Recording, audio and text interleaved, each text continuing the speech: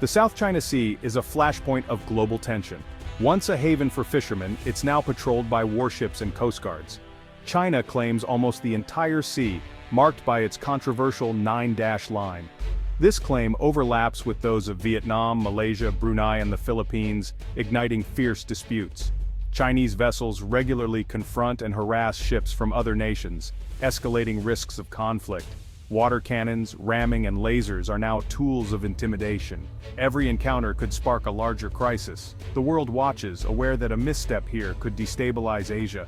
At the heart of the conflict, China's vision of dominance versus international law. China builds artificial islands, turning reefs into military outposts. The US and its allies insist these are international waters, sending their navies to challenge China's claims. The South China Sea has become a battleground of power and principle. China's rapid rise has made the situation more volatile. Its neighbors, feeling threatened, seek support from bigger powers.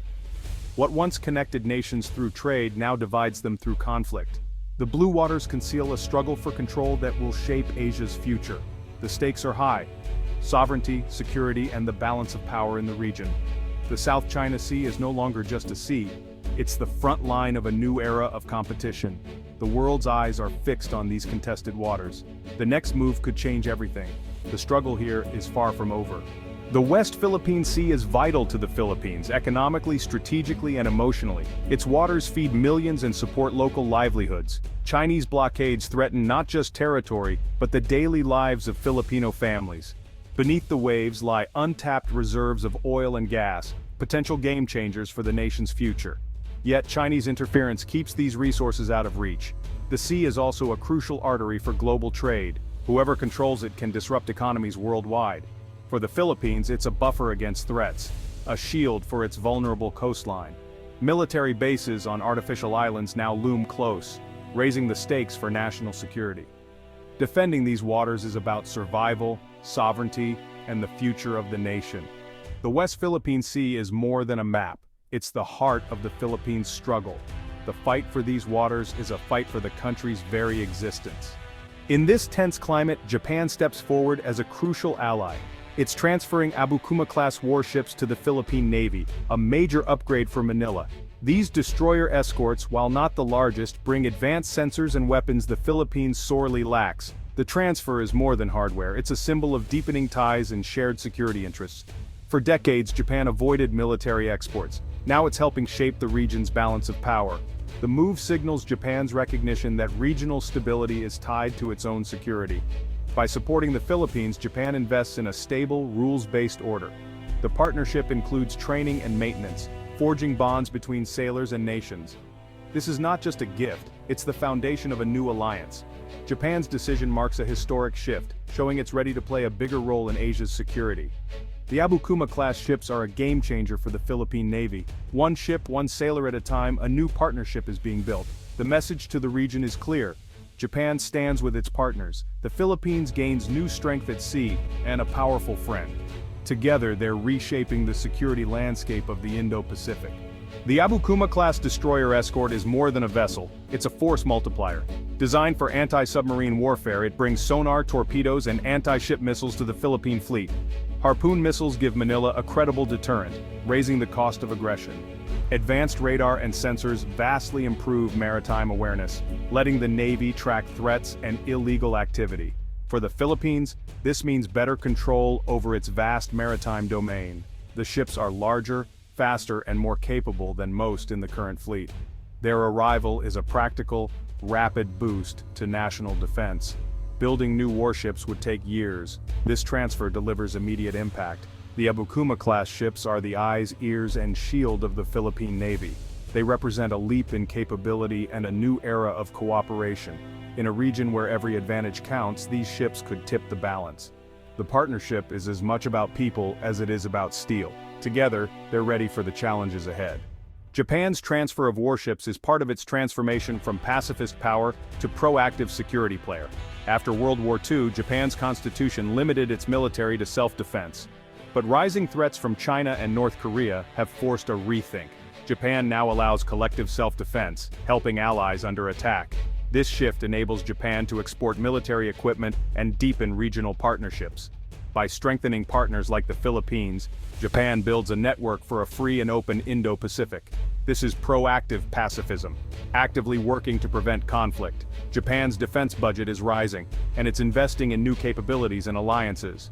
The Abukuma-Class transfer is a clear sign of Japan's new confidence and responsibility. Japan is stepping out from under the US security umbrella, taking charge of its neighborhood. The region is watching as Japan redefines its role. The gift of ships is just the beginning.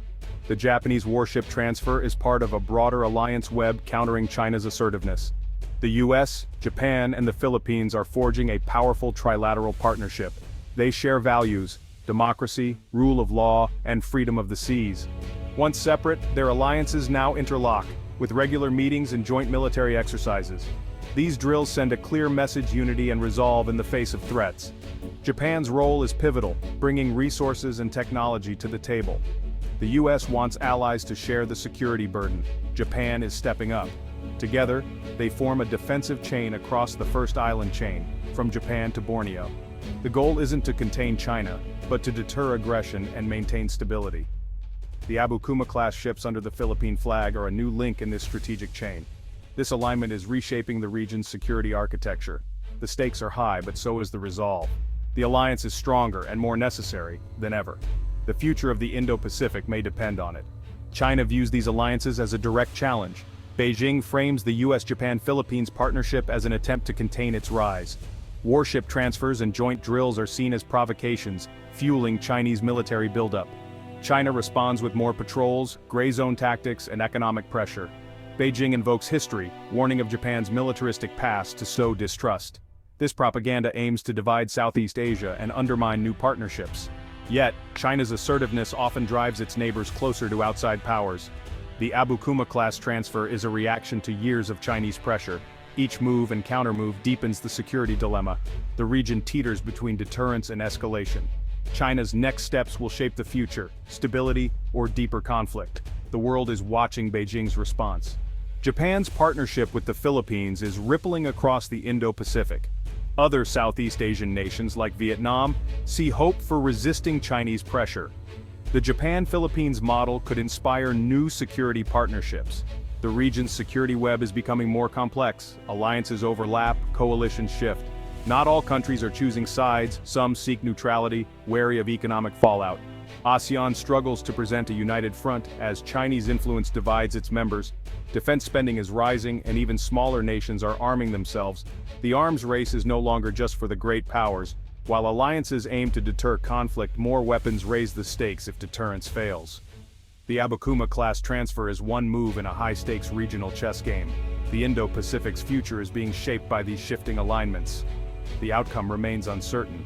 The transfer of Japanese warships signals a new era in Asia. American dominance is giving way to a multipolar contest for influence. China's rise has upended the old order. Japan is re-emerging as a strategic force. The region faces two futures, one of stable deterrence, the other of deepening rivalry. In the best case, alliances deter aggression and foster cooperation. In the worst, mistrust and militarization lead to a new Cold War, or worse, open conflict. The South China Sea remains a dangerous flashpoint. A single incident could trigger catastrophe. The choices made now, like the Abukuma-class transfer, will shape the region's fate. The hope is for a future where rules, not might, decide outcomes. The stakes: peace, prosperity, and the destiny of the Pacific. The world's next century may hinge on what happens in these contested waters. The balance of power is shifting, and the world is watching.